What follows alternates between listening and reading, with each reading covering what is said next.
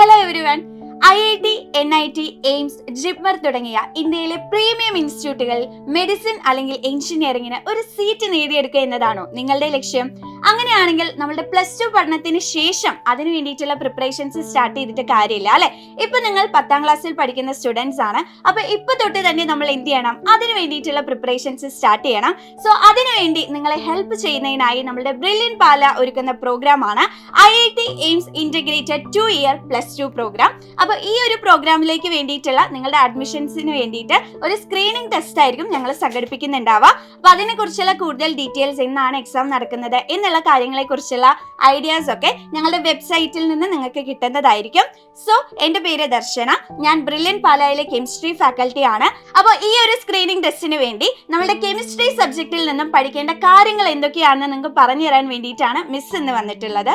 അപ്പൊ നമുക്ക് എല്ലാവർക്കും അറിയാം, കെമിസ്ട്രി ഇല്ലാത്ത ഒരു ലൈഫിനെ പറ്റി നമുക്ക് ചിന്തിക്കാനായിട്ട് പറ്റില്ല അല്ലെ. അപ്പൊ നമ്മൾ ഒരു ദിവസം സ്റ്റാർട്ട് ചെയ്യുന്നത് തൊട്ട് നമ്മൾ ഉറങ്ങുന്നത് വരെ നമ്മളുടെ ഡെയിലി ലൈഫിൽ നോക്കിക്കഴിഞ്ഞാൽ പല സ്ഥലത്തും നമുക്ക് നമ്മളുടെ കെമിസ്ട്രിയുടെ പ്രസൻസ് കാണാനായിട്ട് പറ്റും. അപ്പൊ നിങ്ങളിൽ തന്നെ പലർക്കും കെമിസ്ട്രി പഠിക്കാൻ ഇഷ്ടം ഉണ്ടാവും, ചിലർക്ക് കെമിസ്ട്രി പഠിക്കാൻ വലിയ ഇഷ്ടം ഉണ്ടാവില്ല. പിന്നെ നമുക്കറിയാം, ഇനി നമുക്ക് ഇതിൽ സിലബസ് ആയിട്ട് വരുന്നത് നമ്മളുടെ ഫിസിക്സും അതുപോലെ തന്നെ മാത്സും ആണ്. അപ്പൊ ഈ ഫിസിക്സിലും മാത്സിലൊക്കെ കുറെ പ്രോബ്ലംസും അങ്ങനെ ഭയങ്കര കടകട്ടി സാധനങ്ങളൊക്കെ വരുന്നതുകൊണ്ട് തന്നെ നമുക്ക് കുറച്ച് ആശ്വാസം തരുന്ന സബ്ജക്റ്റുകളിൽ ഒന്നാണ് നമ്മളുടെ കെമിസ്ട്രി എന്ന് പറയുന്നത്. അപ്പൊ ഈ കെമിസ്ട്രിയിൽ തന്നെ ഫസ്റ്റ് ഏറ്റവും ഇമ്പോർട്ടന്റ് ആയിട്ട് നമുക്ക് നോക്കാനുള്ള ഒരു ചാപ്റ്റർ എന്ന് പറയുന്നതാണ്, അല്ലെങ്കിൽ ഒരു ടോപ്പിക് എന്ന് പറയുന്നതാണ് നമ്മളുടെ അറ്റോമിക് സ്ട്രക്ചേഴ്സ് എന്ന് പറയുന്ന ടോപ്പിക്. അപ്പൊ നമുക്കറിയാം, ഈ ഒരു അറ്റോമിക് സ്ട്രക്ചർ എന്ന് പറയുന്ന ടോപ്പിക് അല്ലെങ്കിൽ സ്ട്രക്ചർ ഓഫ് ആറ്റം എന്ന് പറയുന്ന ഈ ഒരു ടോപ്പിക്കിൽ നമ്മൾ മെയിൻ ആയിട്ട് ഡിസ്കസ് ചെയ്യുന്നത് എന്തിനെ കുറിച്ചിട്ടാണ്? നമ്മളുടെ ആറ്റത്തിന്റെ സ്ട്രക്ചറിനെ കുറിച്ചിട്ടാണ് അല്ലെ. അപ്പൊ ആറ്റത്തിന്റെ സ്ട്രക്ചറിനെ കുറിച്ച് പഠിക്കുന്ന സമയത്ത് ഉറപ്പായും നമ്മൾ അറിഞ്ഞിരിക്കേണ്ട 3 ആളുകളുണ്ട്. നമ്മളുടെ ഇലക്ട്രോൺ, പ്രോട്ടോൺ, ന്യൂട്രോൺ. അതേപോലെ തന്നെ ഇവരുടെ മാസ് എന്താണ്, ഇവരുടെ ചാർജ് എന്താണ്, ആരാണ് ഈ ഇലക്ട്രോണും പ്രോട്ടോണും ന്യൂട്രോണും ഒക്കെ ഡിസ്കവർ ചെയ്തത് എന്നുള്ള കാര്യങ്ങളൊക്കെ എന്ത് ചെയ്യുക, എൻ്റെ മക്കളെ കറക്റ്റ് ആയിട്ടൊന്ന് നോക്കി വെക്കാം. അതേപോലെ തന്നെ പിന്നെ വളരെ ഇമ്പോർട്ടൻ്റ് ആയിട്ട് നമ്മൾ ഓർത്തിരിക്കേണ്ട ഒരു കാര്യമാണ് നമ്മുടെ അറ്റോമിക് മോഡൽസ്. നമുക്കറിയാം, പല പല സയന്റിസ്റ്റുമാരും അവരുടേതായിട്ടുള്ള കുറേ ഇന്നോവേറ്റീവ് ഐഡിയാസ് കൊണ്ടുവന്നിട്ടുള്ള ഒരു മേഖലയാണ് നമ്മളുടെ അറ്റോമിക് മോഡൽ അല്ലെങ്കിൽ ആറ്റത്തിന്റെ സ്ട്രക്ചർ എന്ന് പറയുന്ന കാര്യം. അപ്പൊ അതിൽ തന്നെ നമ്മളുടെ J.J. തോംസന്റെ പ്ലം പുഡിംഗ് മോഡൽ, അതേപോലെ തന്നെ റുദർഫോർഡിന്റെ ആറ്റം മോഡൽ, അതുപോലെ ബോർ ആറ്റം മോഡൽ എന്നിങ്ങനെയുള്ള കാര്യങ്ങളൊക്കെ എൻ്റെ മക്കൾ എന്ത് ചെയ്യുക, ഒന്ന് നോട്ട് ചെയ്ത് വെക്കാം. പിന്നെ വളരെ ഇമ്പോർട്ടൻ്റ് ആയിട്ടുള്ള ഒരു കാര്യം എന്ന് പറയുന്നതാണ് എപ്പോഴും നമ്മുടെ കെമിസ്ട്രിയിൽ വളരെ അത്യാവശ്യമുള്ള ഒരു കാര്യമാണ് നമ്മളുടെ ഇലക്ട്രോണിക് കോൺഫിഗറേഷൻ എന്ന് പറയുന്ന കാര്യം അല്ലെ. ഓരോ ഷെല്ലുകളിലും എങ്ങനെയാണ് നമ്മൾ ഇലക്ട്രോൺസിനെ ഡിസ്ട്രിബ്യൂട്ട് ചെയ്തിട്ടുള്ളത് എന്നുള്ള ഒരു ഐഡിയ ആണ് നമുക്ക് ഇലക്ട്രോണിക് കോൺഫിഗറേഷനിൽ നിന്ന് ലഭിക്കുന്നത്. സോ എലമെന്റ്സിന്റെ അപ് ടു ഒരു 30, അതായത് 30 അറ്റോമിക് നമ്പർ വരുന്ന എലമെന്റ്സിന്റെ എങ്കിലും നിങ്ങൾ എന്ത് ചെയ്യുക, അവരുടെ ഇലക്ട്രോണിക് കോൺഫിഗറേഷൻ, അതുപോലെ തന്നെ വാലൻസി എന്നുള്ള കാര്യങ്ങൾ, അതേപോലെ തന്നെ അറ്റോമിക് നമ്പർ കേട്ടോ, ഇത്രയും കാര്യങ്ങൾ എന്ത് ചെയ്യുക, നിങ്ങളൊന്ന് നോട്ട് ചെയ്ത് വെക്കുക. അതേപോലെ ഇതിന്റെ ഒപ്പം അറ്റോമിക് നമ്പർ, മാസ് നമ്പർ, പ്രോട്ടോൺസിന്റെ നമ്പർ എങ്ങനെ കണ്ടുപിടിക്കും, ന്യൂട്രോൺസിന്റെ നമ്പർ എങ്ങനെ കാണും, ഇലക്ട്രോൺസിന്റെ നമ്പർ എങ്ങനെയാണ് കണ്ടുപിടിക്കുക എന്നുള്ള കാര്യങ്ങൾ നോക്കി വെക്കുക. അതിന്റെ ഒപ്പം തന്നെ നിങ്ങൾ ഒരു ചെറിയ കാര്യം കൂടി ഓർത്ത് വെക്കണം, നമ്മുടെ ഐസോടോപ്പും ഐസോബാറും ഐസോട്ടോണും ഓരോന്നിനുള്ള കുറച്ച് എക്സാമ്പിൾസും. ഓക്കെ, അപ്പൊ ഇത്രയും കാര്യങ്ങളാണ് നമ്മളുടെ സ്ട്രക്ചർ ഓഫ് ആറ്റത്തിൽ മെയിൻ ആയിട്ട് എന്ത് ചെയ്യാനായിട്ടുള്ളത്, നിങ്ങൾ പഠിച്ചു വെക്കാനായിട്ടുള്ളത്. അപ്പൊ നമ്മളുടെ സ്ട്രക്ചർ ഓഫ് ആറ്റത്തിൽ അല്ലെങ്കിൽ അറ്റോമിക് സ്ട്രക്ചറിൽ പഠിക്കേണ്ട ടോപ്പിക്കുകൾ എന്തൊക്കെയാണെന്ന് നമ്മൾ നോക്കിക്കഴിഞ്ഞു. അപ്പൊ അടുത്തതായിട്ട് നമുക്ക് നോക്കാനുള്ളത് നമ്മളുടെ പീരിയോഡിക് ടേബിൾ ആണ്. അപ്പൊ പീരിയോഡിക് ടേബിളിലും ഏകദേശം നിങ്ങൾക്ക് ഇതേ ടോപ്പിക്കുകളൊക്കെ തന്നെയാണ് പഠിക്കാനായിട്ട് വരുന്നത് കേട്ടോ. അപ്പൊ അതൊരു വേറെ ചാപ്റ്റർ ആയിട്ട് നമുക്ക് എക്സ്ട്രാ കുറെ കാര്യങ്ങളൊന്നും അതിൽ പഠിക്കാനായിട്ടില്ല. ഈ പറഞ്ഞ കാര്യങ്ങളായിട്ടുള്ള എലമെന്റ്സിന്റെ അറ്റോമിക് നമ്പറും മാസ് നമ്പറും ഐസോടോപ്പ്, ഐസോബാർ ഇതൊക്കെ തന്നെയാണ് ആ ഒരു ചാപ്റ്ററിലും നിങ്ങൾ എന്ത് ചെയ്യേണ്ടത്, നോക്കി വെക്കേണ്ടത്.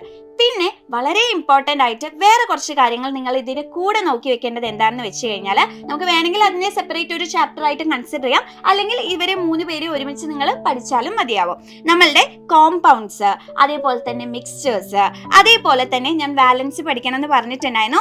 വാലൻസി പഠിക്കുന്നതിൻ്റെ ഒപ്പം തന്നെ ഓരോ കോമ്പൗണ്ടുകളെയും റെപ്രസെന്റ് ചെയ്യുന്ന കെമിക്കൽ ഫോർമുലാസ് ഉണ്ട് അല്ലെ. അപ്പൊ എങ്ങനെയാണ് ആ കെമിക്കൽ ഫോർമുലാസ് നമ്മൾ എഴുതുന്നത് എന്നുള്ള കാര്യം, അല്ലെങ്കിൽ ഇപ്പോൾ സോഡിയം ക്ലോറൈഡ് എന്ന് പറഞ്ഞാൽ നമുക്കറിയാം അത് സോഡിയവും ക്ലോറിനും കമ്പൈൻ ചെയ്തിട്ടുള്ള ഒരു കോമ്പൗണ്ട് ആണ്. അപ്പൊ NaCl ആണ് നമ്മുടെ സോഡിയം ക്ലോറൈഡിന്റെ എന്ത് വരുന്നത്, കെമിക്കൽ ഫോർമുല വരുന്നത്. അപ്പൊ അങ്ങനെയുള്ള കുറച്ച് കോമ്പൗണ്ടുകളിലേക്ക് കെമിക്കൽ ഫോർമുലാസ് വാലൻസുകൾ അങ്ങോട്ടും ഇങ്ങോട്ടൊക്കെ ഇന്റർചേഞ്ച് ചെയ്തിട്ടാണ് നമ്മൾ അത് എഴുതുന്നത് അല്ലെ. അപ്പൊ ആ ഒരു മെത്തേഡ് എന്ത് ചെയ്യണം, നിങ്ങളൊന്ന് നോട്ട് ചെയ്ത് വെക്കണം.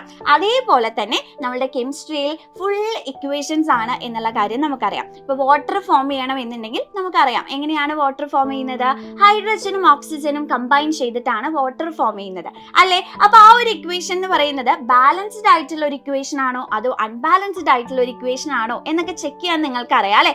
എങ്ങനെ നമ്മൾ ചെക്ക് ചെയ്യും, നമ്മൾ ആറ്റംസിന്റെ നമ്പർ ഒക്കെ നോക്കിയിട്ടാണ് നമ്മൾ ചെക്ക് ചെയ്യുക. അപ്പൊ ചില ഇക്വേഷൻസ് ഓൾറെഡി ബാലൻസ്ഡ് ആയിട്ടായിരിക്കും വരുന്നുണ്ടാവുക, ചില ഇക്വേഷൻസ് അൺബാലൻസ്ഡ് ആയിരിക്കും. അപ്പൊ നമുക്ക് എന്തറിയണം, അൺബാലൻസ്ഡ് ആയിട്ടുള്ള ഇക്വേഷൻസിനെ ബാലൻസ് ചെയ്യാനുള്ള ആ ഒരു മെത്തേഡ് നമ്മളൊന്ന് പഠിച്ചു വെക്കണം. അപ്പൊ ചിലപ്പോൾ നമുക്ക് ഓപ്ഷൻസ് ഒക്കെ തന്നിട്ട് താഴെ തന്നതിൽ ബാലൻസ്ഡ് ഇക്വേഷൻ ഏതാണ് അല്ലെങ്കിൽ അൺബാലൻസ്ഡ് ഇക്വേഷൻ ഏതാണെന്നൊക്കെ നമ്മളോട് ചോദിക്കും. സോ ഒരു ബാലൻസിങ് കൂടി ഇതിന്റെ കൂടെ നിങ്ങൾ എന്ത് ചെയ്യണം, ഒന്ന് പഠിച്ചു വെക്കണം. ഓക്കെ, അപ്പൊ ആ 3 ചാപ്റ്റർ നിങ്ങൾ ഒരുമിച്ച് ഒരു ചാപ്റ്റർ ആയിട്ട് കൺസിഡർ ചെയ്ത് പഠിച്ചാലും മതി കേട്ടോ. അപ്പൊ അടുത്തതായിട്ട് നിങ്ങൾ നോക്കി വെക്കേണ്ട ചാപ്റ്റർ എന്ന് പറയുന്നതാണ് ആറ്റങ്ങളെ കുറിച്ചൊക്കെ നമ്മൾ പഠിച്ച സ്ഥിതിക്ക് ഇനി ആറ്റങ്ങൾ കമ്പൈൻ ചെയ്യുന്ന അല്ലെങ്കിൽ ഇവരുടെ ബോണ്ടിങ്ങിനെ കുറിച്ചാണ് അടുത്തതായിട്ട് നമ്മൾ നോക്കി വെക്കേണ്ടത്. അപ്പൊ കെമിക്കൽ ബോണ്ടിങ് ആണ് നമ്മളുടെ ചാപ്റ്റർ. അപ്പൊ ഈ ഒരു കെമിക്കൽ ബോണ്ടിങ്ങിൽ എന്താണ് കെമിക്കൽ ബോണ്ടിങ് എന്നുള്ള ഒരു ചെറിയ ഐഡിയ ഉണ്ടാക്കി വെക്കുക.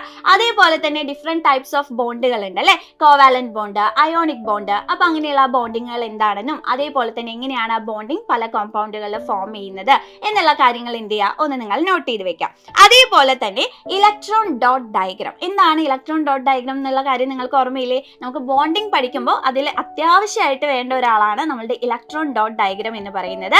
നമ്മൾ എന്ത് ചെയ്യും, ഇപ്പൊ സോഡിയം നമ്മൾ എടുക്കുകയാണെന്നുണ്ടെങ്കിൽ 281 ആണ് സോഡിയത്തിന്റെ കോൺഫിഗറേഷൻ അല്ലെ. അപ്പൊ അതിന്റെ ഔട്ടർ മോസ്റ്റ് ഷെൽ അല്ലെങ്കിൽ വാലൻസ് ഷെല്ലിലുള്ള ആ ഒരു ഇലക്ട്രോണിനെ നമ്മൾ എന്ത് ചെയ്യും, ഒരു ഡോട്ട് ഇട്ട് നമ്മൾ റെപ്രസെന്റ് ചെയ്യും. അതായത് വാലൻസ് ഷെല്ലിലെ ഇലക്ട്രോണിനെ ആ ഒരു സിമ്പിൾ ഓഫ് ആറ്റത്തിന്റെ പുറത്ത് നമ്മൾ ജസ്റ്റ് ഇങ്ങനെ ഡോട്ട് ഇട്ട് സൂചിപ്പിക്കുന്ന മെത്തേഡിനെയാണ് നമ്മൾ എന്ത് വിളിക്കുന്നത്, ഇലക്ട്രോൺ ഡോട്ട് ഡയഗ്രാം എന്ന് വിളിക്കുന്നത്. അപ്പൊ കുറച്ച് എലമെന്റ്സിന്റെ ഇലക്ട്രോൺ ഡോട്ട് ഡയഗ്രാം എന്ത് ചെയ്യുക, നിങ്ങൾ ഒന്ന് നോട്ട് ചെയ്ത് വെക്കുക. അതേപോലെ തന്നെ ഇലക്ട്രോൺ നെഗറ്റിവിറ്റി, അതുപോലെ ഇലക്ട്രോൺ നെഗറ്റിവിറ്റി മെഷർ ചെയ്യുന്ന നമ്മളുടെ പോളിംഗ് സ്കെയിൽ ഒക്കെ ഉണ്ട് അല്ലെ. അപ്പൊ അതിൽ ഏറ്റവും കൂടുതൽ ഇലക്ട്രോൺ നെഗറ്റിവിറ്റി കാണിക്കുന്നത് ആരാണ് എന്നുള്ള ആ പോയിന്റുകൾ നിങ്ങളൊന്ന് നോക്കി വെക്കുക. പിന്നെ നേരത്തെ പറഞ്ഞ കാര്യം തന്നെയാണ്, ആ ഒരു ചാപ്റ്ററിൽ നമുക്ക് എന്ത് വരുന്നുണ്ട്, കെമിക്കൽ ഫോർമുല വരുന്നുണ്ട്. അപ്പൊ ഈ കെമിസ്ട്രി നോക്കുന്ന സമയത്ത് ചില ടോപ്പിക്കുകൾ എന്ത് വരുന്നുണ്ട്, റിപ്പീറ്റഡ് ആയിട്ടൊക്കെ വരുന്നുണ്ട്. അപ്പൊ ഒരു ചാപ്റ്ററിൽ പഠിച്ചാൽ തന്നെ അത് തന്നെയായിരിക്കും ചിലപ്പോൾ അടുത്ത ചാപ്റ്ററിലും വരുന്നുണ്ടാവുക. ഓക്കെ, അപ്പൊ കെമിക്കൽ ബോണ്ടിങ്ങിൽ ഇത്രയും കാര്യമാണ് നമുക്ക് നോക്കാനായിട്ടുള്ളത്. അപ്പോൾ അടുത്തതായിട്ട് നമുക്ക് നോക്കാനുള്ള ചാപ്റ്റർ എന്ന് പറയുന്നത് ആസിഡ് ബേസ് സോൾട്ട് എന്ന് പറയുന്ന ചാപ്റ്റർ ആണ്. അപ്പൊ ഈ ഒരു ചാപ്റ്ററിൽ എന്താണ് ആസിഡ്, എന്താണ് ബേസ്, എന്താണ് സോൾട്ട് എന്നുള്ള ഒരു ഐഡിയ ഉണ്ടാക്കി വെക്കുക. അതേപോലെ തന്നെ നമുക്ക് തന്ന ഒരു സബ്സ്റ്റൻസ് ആസിഡ് ആണോ ബേസ് ആണോ എന്നൊന്നും നമുക്ക് കണ്ടു കഴിഞ്ഞാൽ മനസ്സിലാവില്ല അല്ലെ. ഇപ്പോ നമ്മൾ ഒരു നാരങ്ങ എടുക്കുന്ന സമയത്ത് നമുക്കറിയാം ആ ഒരു ലെമണിൽ എന്ത് പ്രസന്റ് ആണ്, സിട്രിക് ആസിഡ് പ്രസന്റ് ആണ് എന്നുള്ള കാര്യം നമുക്കറിയാം. അപ്പൊ നമുക്ക് വേണമെങ്കിൽ ആ ഒരു നാരങ്ങേനെ ജസ്റ്റ് ടേസ്റ്റ് ചെയ്ത് കഴിഞ്ഞാൽ അതിന് എന്തുണ്ടാവും, ഒരു സോർ ടേസ്റ്റ് ഉണ്ടാവും. അപ്പൊ നമുക്ക് എന്തറിയാം, സോർ ടേസ്റ്റ് ഉള്ള ആൾക്കാരാണ് നമ്മളുടെ ആസിഡ്സ് എന്ന് പറയുന്നത്. അതുപോലെ ബിറ്റർ ടേസ്റ്റ് ഉള്ള ആൾക്കാരാണ് നമ്മളുടെ ബേസസ് എന്നൊക്കെ പറഞ്ഞാണ് നമ്മൾ പഠിക്കുന്നത്. അപ്പൊ എല്ലാ ആൾക്കാരും നമുക്ക് എന്ത് ചെയ്യാൻ പറ്റില്ല, ഇതേപോലെ ടേസ്റ്റ് ചെയ്ത് നമുക്ക് കണ്ടുപിടിക്കാൻ പറ്റില്ല അല്ലെ. കുറച്ച് ഹൈഡ്രോക്ലോറിക് ആസിഡോ സൾഫ്യൂരിക് ആസിഡോ എടുത്ത് കുടിച്ച് അതിന് സോർ ടേസ്റ്റ് ആണോ നമുക്ക് നോക്കാൻ പറ്റുമോ, ഇല്ല. അപ്പൊ അങ്ങനെയുള്ള സിറ്റുവേഷനിലാണ് നമ്മൾ ആരെ യൂസ് ചെയ്യാൻ തുടങ്ങിയത്, നമ്മളുടെ ഇൻഡിക്കേറ്റേഴ്സിനെ നമ്മൾ യൂസ് ചെയ്യാൻ തുടങ്ങിയത്. അപ്പൊ കുറെ ആൾക്കാരെ ഇൻഡിക്കേറ്റേഴ്സ് ആയിട്ട് മക്കൾ ഓൾറെഡി പഠിച്ചിട്ടുണ്ടായിരിക്കും. നമ്മളുടെ ലിറ്റ്മസ് ആയിക്കോട്ടെ, അതേപോലെ തന്നെ നമ്മളുടെ റെഡ് ക്യാബേജ് ആയിക്കോട്ടെ, അതുപോലെ ഹിബിസ്കസ് ആയിക്കോട്ടെ, അതേപോലെ ഫിനോഫ്തലിൻ, മീഥൈൽ ഓറഞ്ച്, അങ്ങനെ ഒരുപാട് ആൾക്കാർ, ടേമറിക്, ഇതൊക്കെ നിങ്ങൾ എന്താണ് ഇൻഡിക്കേറ്റേഴ്സ്. അവരുടെ കളർ ചേഞ്ച് ആസിഡിൽ എങ്ങനെയാണ്, ബേസിൽ എങ്ങനെയാണ് എന്നുള്ള കാര്യങ്ങളൊക്കെ നിങ്ങൾ പഠിച്ചിട്ടുണ്ടാവും അല്ലെ. അപ്പൊ ആ ഇൻഡിക്കേറ്റേഴ്സും അവരുടെ കളർ ചേഞ്ചും അതിനെ കുറിച്ചുള്ള ഒരു ഐഡിയ നിങ്ങൾ ഉണ്ടാക്കി വെക്കുക. അതേപോലെ തന്നെ പിന്നെ എങ്ങനെയാണ് നമ്മളുടെ ആസിഡ്സ് മെറ്റൽസുമായിട്ട് റിയാക്ട് ചെയ്യുന്നത്, അങ്ങനെ അവർ റിയാക്ട് ചെയ്ത് കഴിഞ്ഞു കഴിഞ്ഞാൽ ഏത് ഗ്യാസ് ആണ് അവിടെ പ്രൊഡ്യൂസ് ചെയ്യപ്പെടുന്നത്, അതൊക്കെ ഇമ്പോർട്ടന്റ് ആയിട്ടുള്ള പോയിന്റ് ആണ് കേട്ടോ. അതേപോലെ തന്നെ നമ്മളുടെ ആസിഡും ബേസും തമ്മിൽ പരസ്പരം റിയാക്ട് ചെയ്ത് കഴിഞ്ഞാൽ അവിടെ എന്താണ് നടക്കുന്നത്, ആ ഒരു പ്രോസസ്സിന് നമ്മളൊരു പേരൊക്കെ പറയാറുണ്ട്. ആസിഡും ബേസും റിയാക്ട് ചെയ്ത് കഴിഞ്ഞാൽ ആ ഒരു പ്രോസസ്സിന് നമ്മൾ എന്താ വിളിക്കുക, ന്യൂട്രലൈസേഷൻ റിയാക്ഷൻ എന്നാണ് വിളിക്കുക. കറസ്പോണ്ടിങ് ആയിട്ട് അവിടെ പ്രൊഡ്യൂസ് ചെയ്യുന്നത് നമ്മളുടെ സോൾട്ടും വാട്ടർ ആയിരിക്കും. അപ്പൊ അവിടേക്ക് ഉണ്ടാവുന്ന പ്രോഡക്റ്റുകൾ ഏതൊക്കെയാണ് എന്നുള്ള കാര്യം നിങ്ങൾ എന്ത് ചെയ്യുക, നോട്ട് ചെയ്ത് വെക്കണം. അതേപോലെ തന്നെ നമ്മളുടെ മെറ്റാലിക് ആൻഡ് നോൺ മെറ്റാലിക് ആയിട്ടുള്ള ഓക്സൈഡുകൾ എങ്ങനെയാണ് ആസിഡും ബേസുമായിട്ട് റിയാക്ട് ചെയ്യുന്നത്. പിന്നെ നിങ്ങൾ നോട്ട് ചെയ്യേണ്ടത് pH വാല്യൂ ആണ്. അപ്പൊ നമുക്കറിയാം pH വാല്യൂവിനെ ബേസ് ചെയ്തുകൊണ്ട് നമ്മൾ ആസിഡ്സും ബേസും ന്യൂട്രലും ഒക്കെ എന്താണെന്ന് എക്സ്പ്ലെയിൻ ചെയ്യാറുണ്ട് അല്ലെ. അപ്പൊ pH വാല്യൂ ആസിഡിന് എത്രയാണ് വരുന്നത്, ബേസിന് എത്രയാണ് വരുന്നത്, നമ്മളുടെ വാട്ടർ വാട്ടർ എടുക്കുമ്പോൾ അല്ലെങ്കിൽ ന്യൂട്രൽ ആയിട്ടുള്ള ആളുകൾക്ക് എന്താണ് pH വാല്യൂ വരുന്നത്. അപ്പോൾ ആ ഒരു ഐഡിയ നിങ്ങൾ ഉണ്ടാക്കി വെക്കുക. പിന്നെ അവസാനമായിട്ട് ഈ ഒരു ആസിഡ് ബേസ് സാൾട്ടിൽ നിങ്ങൾ ഓർത്ത് വെക്കേണ്ട ഒരു കാര്യം എന്ന് പറയുന്നത് ഈ ഒരു pH വാല്യൂവിന്റെ ഇമ്പോർട്ടൻസ് നമ്മളുടെ ഡേ ടു ഡേ ലൈഫ് അല്ലെങ്കിൽ നമ്മുടെ എവറിഡേ ലൈഫിൽ എന്താണ് pH വാല്യൂവിന്റെ ഇമ്പോർട്ടൻസ്, എവിടെയൊക്കെയാണ് നമ്മൾ അത് യൂസ് ചെയ്യുന്നത് എന്നുള്ള ആ ഒരു കാര്യങ്ങളും നിങ്ങൾ എന്ത് ചെയ്യുക, ഒന്ന് നോട്ട് ചെയ്ത് വെക്കാം. ദെൻ അതിനുശേഷം പിന്നെ നമ്മൾ നോക്കാൻ പോകുന്ന ചാപ്റ്റർ എന്ന് പറയുന്നത് മെറ്റൽസ് ആൻഡ് നോൺ മെറ്റൽസ് എന്ന് പറയുന്ന ചാപ്റ്റർ ആണ്. അപ്പൊ ഈ ഒരു മെറ്റൽസ് ആൻഡ് നോൺ മെറ്റൽസ് എന്ന് പറയുന്ന ചാപ്റ്ററിൽ നമ്മൾ ആദ്യം തന്നെ കുറച്ച് മെറ്റൽസിനെയും അതേപോലെ തന്നെ നോൺ മെറ്റൽസിനെയും നിങ്ങളൊന്ന് മനസ്സിലാക്കി വെക്കുക. അവരുടെ ഫിസിക്കൽ പ്രോപ്പർട്ടീസ് എന്തൊക്കെയാണെന്ന് മനസ്സിലാക്കി വെക്കുക. അപ്പൊ നമുക്കറിയാം ജനറലി നോക്കുന്ന സമയത്ത് നമ്മളുടെ മെറ്റൽസ് എന്ന് പറയുന്നത് മാലിയബിൾ ആണ്, ഡക്റ്റൈൽ ആണ്, സൊണോറസ് ആണ്, ലെസ്റ്റർ ഉണ്ട് എന്നുള്ള കാര്യങ്ങളൊക്കെ നമ്മൾ പറയും അല്ലെ. അപ്പൊ എന്താണോ നമ്മളുടെ മെറ്റൽസിന്റെ പ്രോപ്പർട്ടീസ് വരുന്നത് അതിന്റെ നേരെ ഓപ്പോസിറ്റ് ആയിരിക്കും ആദ്യ പ്രോപ്പർട്ടീസ് വരുന്നുണ്ടാവുക നമ്മുടെ നോൺ മെറ്റൽസിന്റെ പ്രോപ്പർട്ടീസ് വരുന്നുണ്ടാവുക. എന്നാൽ ഇതിലെല്ലാം എന്ത് വരുന്നുണ്ടാവും, ചില എക്സെപ്ഷണൽ കേസുകൾ വരുന്നുണ്ടാവും. ആ എക്സെപ്ഷണൽ കേസുകൾ വളരെ ഇമ്പോർട്ടന്റ് ആണ്. അപ്പൊ അത് എന്ത് ചെയ്യണം, അവരെ ഒന്ന് നന്നായിട്ട് ഓർത്ത് വെക്കുക കേട്ടോ. അപ്പൊ physical properties of metals and non metals നോക്കി വെക്കാം. അതേപോലെ തന്നെ എങ്ങനെയാണ് നമ്മളുടെ മെറ്റൽസ് ഓക്സിജൻ ആയിട്ടും വാട്ടർ ആയിട്ടും ആസിഡ്സ് ആയിട്ടും അതേപോലെ തന്നെ വേറെ സോൾട്ട് സൊല്യൂഷൻസ് ആയിട്ടൊക്കെ റിയാക്ട് ചെയ്യുന്നത് എന്നുള്ള അവരുടെ റിയാക്ഷൻസ് ഒന്ന് നോക്കി വെക്കാം. അതേപോലെ തന്നെ റിയാക്ടിവിറ്റി സീരീസ്. ഓക്കെ, നമുക്കൊരു സീരീസ് ഉണ്ട് മെറ്റൽസിന്റെ റിയാക്ടിവിറ്റി സീരീസ് അല്ലെങ്കിൽ ആക്ടിവിറ്റി സീരീസ് എന്നാണ് പറയാ അല്ലെ. അപ്പൊ ആ റിയാക്ടിവിറ്റി സീരീസിന്റെ ഓർഡർ ഓർത്ത് വെക്കുക. ആ റിയാക്ടിവിറ്റി സീരീസ് അറിഞ്ഞാലാണ് പല റിയാക്ഷൻസും പോസിബിൾ ആണോ അല്ലേ എന്നുള്ള കാര്യങ്ങളൊക്കെ നമുക്ക് ചെക്ക് ചെയ്യാനായിട്ട് പറ്റുന്നത്. ഓക്കെ, പിന്നെ എന്തുണ്ട്, നമുക്ക് മെറ്റൽസിന്റെ എക്സ്ട്രാക്ഷൻ പ്രോസസ്സുകൾ പഠിക്കാനുണ്ട്. അതേപോലെ തന്നെ ഈ മെറ്റൽസിന്റെ പുറത്ത് നമ്മളുടെ അറ്റ്മോസ്ഫിയറിലുള്ള ഓക്സിജനും പല കോമ്പൗണ്ട്സും അതുപോലെ തന്നെ മോയ്സ്ചറും ഒക്കെ റിയാക്ട് ചെയ്ത് കഴിയുമ്പോൾ അവർ മെല്ലെ മെല്ലെ മെല്ലെ ഡിസ്ട്രക്ട് ചെയ്യുന്ന ആ ഒരു പ്രോസസ് ആയിട്ടുള്ള കൊറോഷൻ എന്ന് പറയുന്ന ആ ഒരു പ്രോസസ്സ് കൂടി എന്ത് ചെയ്യണം, നിങ്ങളൊന്ന് ഓർത്ത് വെക്കണം. കൊറോഷനിലൊക്കെ ആകെ നമുക്ക് പഠിക്കാനുള്ള ഒരു 2-3 കാര്യങ്ങളേ ഉള്ളൂ. റസ്റ്റിംഗ് എന്താണെന്നൊന്ന് നോക്കുക. അതേപോലെ തന്നെ നമ്മളുടെ സിൽവർ ആർട്ടിക്കിൾസ് ഒക്കെ അതിന്റെ കളറൊക്കെ ടെർണിഷ് ചെയ്യുന്നത് നിങ്ങൾ കണ്ടിട്ടുണ്ടാവും അല്ലെ. അപ്പൊ ആ ഒരു ടെർണിഷിങ് ഓഫ് സിൽവർ. അതേപോലെ തന്നെ നമ്മളുടെ കോപ്പർ വെസൽസ് ഒക്കെ നമ്മൾ നോക്കുന്ന സമയത്ത് അതിലൊരു ഗ്രീൻ കളർ കോട്ടിംഗ് ഒക്കെ ഫോം ചെയ്യാറില്ലേ. അപ്പൊ അങ്ങനെയുള്ള കുറച്ച് കാര്യങ്ങളാണ് നമുക്ക് കൊറോഷനിൽ എന്ത് ചെയ്യാനുള്ളത്, നോക്കാനായിട്ടുള്ളത്. അപ്പൊ ഇത്രയും കാര്യങ്ങളാണ് നമ്മളുടെ മെറ്റൽസ് ആൻഡ് നോൺ മെറ്റൽസ് എന്ന് പറയുന്ന ആ ഒരു ചാപ്റ്ററിൽ നമുക്ക് പഠിക്കാനായിട്ടുള്ളത്.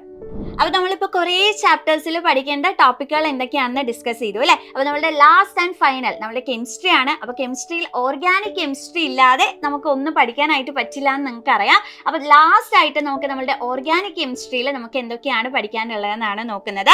അപ്പൊ ഓർഗാനിക് കെമിസ്ട്രിയിൽ നിങ്ങൾക്ക് അറിയാം തുടക്കത്തിൽ തന്നെ നമ്മൾ ഓർത്ത് വെക്കേണ്ട കാര്യം എന്ന് പറയുന്നത് എന്താണ്, കോമ്പൗണ്ടുകളുടെ നെയിമിംഗ് എന്താണ് എന്നുള്ളത് അല്ലെ. അപ്പൊ പല രീതിയിൽ നമ്മൾ കോമ്പൗണ്ട്സിനെ നെയിം ചെയ്യാറുണ്ട്. അപ്പൊ ആ കോമ്പൗണ്ട്സിന്റെ നെയിമിംഗ് അതിന്റെ കൂടെ തന്നെ പല പല ഫംഗ്ഷണൽ ഗ്രൂപ്പുകൾ ഉണ്ട് അല്ലെ. ആ ഫംഗ്ഷണൽ ഗ്രൂപ്പുകൾ കൂടി എന്ത് ചെയ്യുക, ഒന്ന് നിങ്ങൾ ഓർത്ത് വെക്കുക. പിന്നെ അതേപോലെ തന്നെ ഡിഫറെന്റ് ടൈപ്സ് ഓഫ് ഐസോമെറിസങ്ങൾ ഉണ്ട്. ചെയിൻ ഐസോമെറിസം, പൊസിഷൻ ഐസോമെറിസം, അങ്ങനെയൊക്കെ പല ഐസോമെറിസംസ് ഉണ്ടല്ലോ. അപ്പൊ ആ ഐസോമെറിസംസ് നിങ്ങൾ നോട്ട് ചെയ്യണം.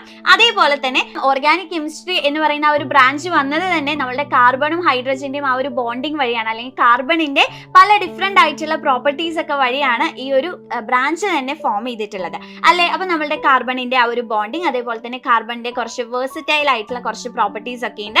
അപ്പൊ അത് എന്ത് ചെയ്യുക, ഒന്ന് നോട്ട് ചെയ്ത് വെക്കുക. അതേപോലെ തന്നെ കുറച്ച് പേരുള്ള കുറച്ച് കെമിക്കൽ റിയാക്ഷൻസ് ഒക്കെ നമുക്ക് ഇവിടെ നോക്കാനുണ്ട്. കമ്പൽഷൻ, ഓക്സിഡേഷൻ, അഡീഷൻ, സബ്സ്റ്റിറ്റ്യൂഷൻ, ഇങ്ങനെയൊക്കെയുള്ള കുറച്ച് കെമിക്കൽ റിയാക്ഷൻസ് ഉണ്ട്. അപ്പൊ അത് എങ്ങനെയൊക്കെയാണെന്നുള്ളത് ഒന്ന് നോട്ട് ചെയ്യുക. അതിന്റെ ഇക്വേഷൻസ് ഒക്കെ ഒന്ന് നോട്ട് ചെയ്ത് വെക്കാം. അതേപോലെ തന്നെ പിന്നെ കുറച്ച് കോമ്പൗണ്ടുകളാണ് നോക്കാനുള്ളത്. എത്തനോളും എത്തനോയിക് ആസിഡും അതെങ്ങനെ പ്രിപ്പയർ ചെയ്യും, അത് എന്തിനു വേണ്ടി യൂസ് ചെയ്യുന്നു എന്നുള്ള കാര്യങ്ങൾ നോട്ട് ചെയ്യുക. ആൻഡ് ലാസ്റ്റ് ആൻഡ് ഫൈനൽ ആയിട്ടുള്ള നമ്മളുടെ ടോപ്പിക് എന്ന് പറയുന്നതാണ് സോപ്സ് ആൻഡ് ഡിറ്റർജൻസ്. ഓക്കെ, അപ്പൊ ഇത്രയും കാര്യങ്ങളാണ് നമ്മളുടെ ഓർഗാനിക് കെമിസ്ട്രിയിൽ. വളരെ കുറച്ച് കാര്യങ്ങളെ നമുക്ക് പഠിക്കാനുള്ളൂ, വലിയ വലിയ കാര്യങ്ങളൊന്നുമില്ല, വളരെ സിമ്പിൾ ആയിട്ടുള്ള കുറച്ച് കാര്യങ്ങളാണ്. അപ്പൊ ഇത്രയും കാര്യങ്ങളാണ് നമ്മളുടെ ഓർഗാനിക് കെമിസ്ട്രിയിൽ നോക്കാനുള്ളത്. അപ്പൊ ഇതോടുകൂടി നമ്മുടെ കെമിസ്ട്രിയിലെ സിലബസ് എന്ത് ചെയ്തു, നമ്മൾ കംപ്ലീറ്റ് ചെയ്തിട്ടുണ്ട്. അപ്പൊ നിങ്ങളിപ്പോ നോക്കുമ്പോൾ കുറേയൊക്കെ നിങ്ങൾക്ക് അറിയുന്ന കാര്യങ്ങളാവും, കുറച്ചൊക്കെ നിങ്ങൾക്ക് അറിയാത്ത കാര്യങ്ങളാവും അല്ലെ. അപ്പൊ അറിയുന്നതാണെങ്കിലും അറിയാത്തതാണെങ്കിലും നമ്മളിത് ഈ സിലബസ് വെറുതെ കേട്ടു അല്ലെങ്കിൽ നമ്മൾ വെറുതെ ഇരുന്ന് പഠിച്ചു എന്നതുകൊണ്ട് നമുക്ക് എന്ത് ചെയ്യാൻ പറ്റില്ല, നമ്മളുടെ എക്സാം ക്ലിയർ ചെയ്യാനായിട്ട് നമുക്ക് പറ്റില്ല. അപ്പൊ രജിസ്റ്റർ ചെയ്ത കുട്ടികൾക്കെല്ലാമായിട്ട് നമ്മൾ മോക്ക് ടെസ്റ്റുകൾ കണ്ടക്ട് ചെയ്യുന്നുണ്ടായിരിക്കും. അപ്പൊ നിങ്ങൾക്ക് എന്ത് ചെയ്യാം, ആ മോക്ക് ടെസ്റ്റുകളൊക്കെ അറ്റൻഡ് ചെയ്യാം. കാരണം നമ്മൾ പഠിച്ച കാര്യങ്ങൾ നമ്മളൊന്ന് എക്സാം എഴുതിയാലാണ് അത് എത്രത്തോളം നമുക്ക് ഓർമ്മയുണ്ട്, എത്രത്തോളം ഫാസ്റ്റ് ആയിട്ട് നമുക്ക് ചെയ്യാൻ പറ്റുന്നുണ്ട്, നമുക്ക് നന്നായിട്ട് അതിനെക്കുറിച്ചുള്ള കാര്യങ്ങൾ തിങ്ക് ചെയ്യാൻ പറ്റുന്നുണ്ടോ എന്നുള്ള കാര്യങ്ങളൊക്കെ നമുക്ക് മനസ്സിലാവുള്ളൂ അല്ലെ. അപ്പൊ പഠിച്ച കാര്യങ്ങൾ എപ്പോഴും നമ്മൾ എന്ത് ചെയ്യണം, ഒന്ന് എക്സാം ഒക്കെ എഴുതി നോക്കണം. എന്നാൽ മാത്രമാണ് അതിന്റെ റിസൾട്ട് നമുക്ക് മനസ്സിലാവുള്ളൂ. അപ്പൊ എല്ലാവരും നന്നായിട്ട് ഇരുന്ന് പഠിക്കുക. അതേപോലെ തന്നെ മോക്ക് ടെസ്റ്റുകൾ ടെസ്റ്റുകളെല്ലാം മാക്സിമം അറ്റൻഡ് ചെയ്യുക. അപ്പോൾ മോക്ക് ടെസ്റ്റുകളൊക്കെ അറ്റൻഡ് ചെയ്ത് എല്ലാവർക്കും നല്ല മാർക്കുകളൊക്കെ കിട്ടിയാലും കിട്ടിയില്ലെങ്കിലും നിങ്ങൾ എന്ത് ചെയ്യരുത്, നിങ്ങളുടെ പഠിത്തം അവിടെ വെച്ച് സ്റ്റോപ്പ് ചെയ്യരുത്. നിങ്ങൾ കണ്ടിന്യൂസ് ആയിട്ട് പഠിച്ച കാര്യങ്ങൾ പിന്നെയും പഠിക്കുക. കാരണം നമ്മളുടെ എക്സാമിൻ്റെ അന്ന് വരെ നമുക്ക് ആ കാര്യങ്ങൾ, ഇത്രയും കാര്യങ്ങൾ നമ്മളുടെ ഓർമ്മയിൽ വേണം. അത് കെമിസ്ട്രി മാത്രമല്ല, ഇതേപോലെ തന്നെ നമുക്ക് ഫിസിക്സിലും മാത്സിലും ഒക്കെ പഠിക്കാനായിട്ടുണ്ട്. സോ മാക്സിമം കിട്ടുന്ന സമയത്തെല്ലാം നിങ്ങൾ എന്ത് ചെയ്യുക, നന്നായിട്ടിരുന്ന് ഇതിന് വേണ്ടിയിട്ട് വർക്ക് ചെയ്യുക. അതേപോലെ തന്നെ നിങ്ങൾ എല്ലാവരും നല്ല അടിപൊളിയായിട്ട് എക്സാം എഴുതി നിങ്ങളുടെ ഡ്രീം ക്യാമ്പസുകളിൽ തന്നെ പഠിക്കാനായിട്ട് സാധിക്കട്ടെ. ഇഷ്ടപ്പെട്ട കോഴ്സ് തന്നെ എടുത്ത് പഠിക്കാൻ സാധിക്കട്ടെ എന്ന് മിസ് ആത്മാർത്ഥമായിട്ട് പ്രാർത്ഥിക്കുകയാണ്. അപ്പോൾ എല്ലാവർക്കും all the best. Brilliant Study Center, India's #1 coaching center for NEET and JEE.